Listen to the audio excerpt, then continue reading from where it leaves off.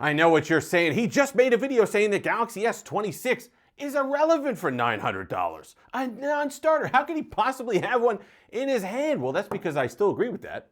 If you're going out and buying one unlocked for $900, I wouldn't do that.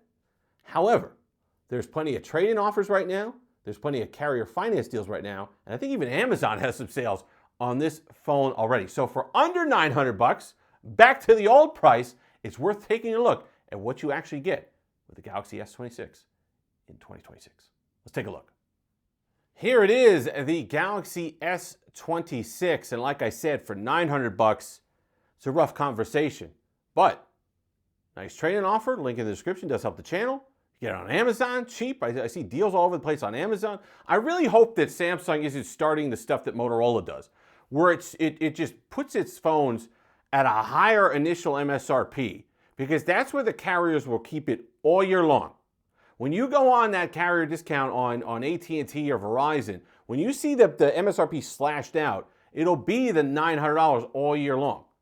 So they'll base the payments and the finances off of $900, even though you're getting the phone a lot cheaper. So I really hope that's not what's going on with Samsung on these devices. However, if you can pick up one of these for that $100, $150 less, at some point in 2026, this phone's going to be $700, and boy, that's when you run, don't walk. Because having held quite a few phones so far in 2026, including the S26 Ultra, including the Galaxy Z Trifold, which is, I understand, a one-off, including the Pixel 10a, this is an early front runner for one of my favorites of the year, especially because of the feel in the hand.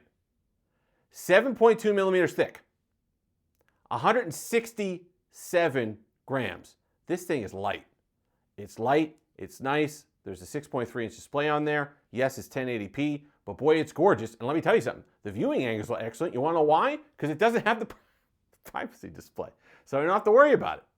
And yes, as I mentioned in the last video, Samsung doesn't get a gold star for coming out admitting that it doesn't have a 10-bit display. It actually has an 8-bit display. However, if I'm paying $700, $750, even $800, I care about that a little less than I do on my $1,300 Galaxy S26 Ultra. So it's worth noting what you get. And if you're a fan of compact flagship smartphones, this one should absolutely be at close to the top of your list for a certain price. I think the color is nice. I think I've warmed to the sky blue more than this violet color or whatever the new one is. I like this. This is a nice deepish purplish blue color, but the sky blue looks really clean. And that's really nice. Yes, I understand there are some things you're going to be disappointed about.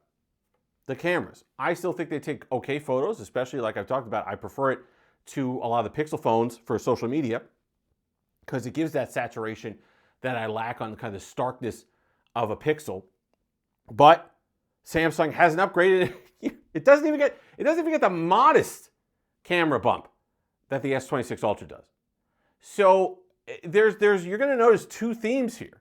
And I think that the S26 gets away with it a lot better than the S26 Plus because there are some things that we're going to talk about in a moment that are genuinely upgraded, there's value added, like the screen that we talked about, 6.3 inches as opposed to 6.2 inches. I just find it odd that you can have a camera system like this and just leave it the same year after year after year. So that definitely needs an examination on Samsung's part. However, all is not lost. 6.3-inch display we talked about, 256 gigabytes of base storage. That to me really has to be table stakes in 2026 rather. It was in 2025 too. Because the more I've looked into a lot of this stuff with micro SD card expandable storage and kind of bemoaning how we don't have that anymore, people need more storage for different things. If you're on a low-cost carrier and you have a limited data plan, you want all your stuff here as opposed to in the cloud. If there was somebody I think left a comment that they travel on cruises a lot, so they want more of their stuff on device as opposed to in the cloud. And you're paying so much for storage upgrades, especially in 2026 with component costs what they are, that's kind of gross. So if 256 gigs actually is pretty nice on this device. 4,300 milliamp hour battery, and it's not a huge difference. It gets me through an entire day. which is nice. It's something that it's not a device that could easily make it through 2 days of use on a single charge. Sorry about that refreshing in there that's happening. But it's a better battery. It'll get me through an entire day of use, and probably by noontime of the next day will I need to top off. And that's something to keep in mind too. But the compromises are, or the benefits are, you get a nice light device, a thin frame, and I think people looking for a compact flagship, you're not a power user for the most part if this is the phone you're looking at as opposed to this. So while I demand 2 days of battery life mixed use out of an S26 Ultra, especially for $1,300, I don't necessarily have that standard for this because people are just kind of looking for that nice experience that gets them through the day, and then they go ahead and charge it at night. And that certainly does the job here. Galaxy, or should we say Snapdragon 8 Elite Gen 5 in this. Snappy, really nice. Didn't really compromise on the thermals at all despite the thinner frame. Just a smooth performance as you'd expect. One UI 8.5, we talked about that in the other video I did. I love being able to go in here and kind of go ahead and edit my quick panel the way that I want to. I love the smoothness of One UI 8.5, 7 years of software support. Overall, really sharp there. No issue. Samsung's software has improved exponentially over the last 10 years or so, and this is kind of the pinnacle of where it's at right now. And Galaxy AI got the same thing. You know, we're going to go in here and it's going to say the same thing. Same thing it's always said. And I have every single thing turned on. I have the parking spot reminders turned on. I have everything turned on.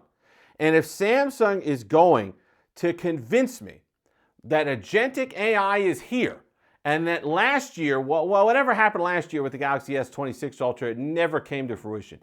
But this is the year. I'm going to rely on this stuff. AI is infrastructure. It's going to be in the background, so I don't have to know how to use it.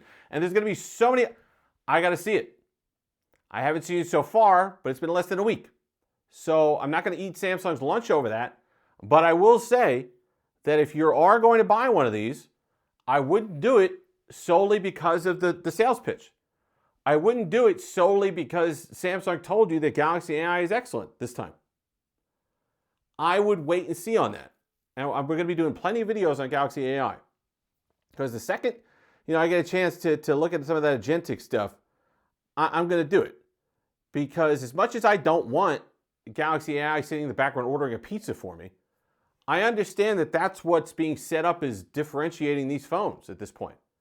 You're not going to get a huge spec gap in 2026 on devices. You're going to get experience gaps or perceived experience gaps. So Samsung and Google partnership, right? It's not like the Pixels are competing against gaps. There is no competition here. Samsung's just sitting there trying to get to the best user experience it can, and it's up to us to decide whether they did that or not. And while I absolutely love this phone, carrying it around has been refreshing, fantastic, beautifully bright display, great sharp panel, 12 gigs of RAM. The performance is there, the software is there, the support's there, the build quality is there. There has to be that differentiating factor that says, you know what? Instead of the Pixel 10, I'm gonna get this guy here. I'm gonna get myself a Galaxy S26 Plus, S26. If that's not you, if you're a Samsung fan anyway, trade something in. Get a phenomenal deal on this, and you're set to go. You have my approval to go ahead and buy one of these for less than $900, because that's what the majority of people hopefully are going to do. If you're savvy, you do that. There's no reason to spend full boat on this. If you miss the pre-order period, which I think ends on Tuesday, then you might be stuck for a little bit, or you might have to rely on a carrier.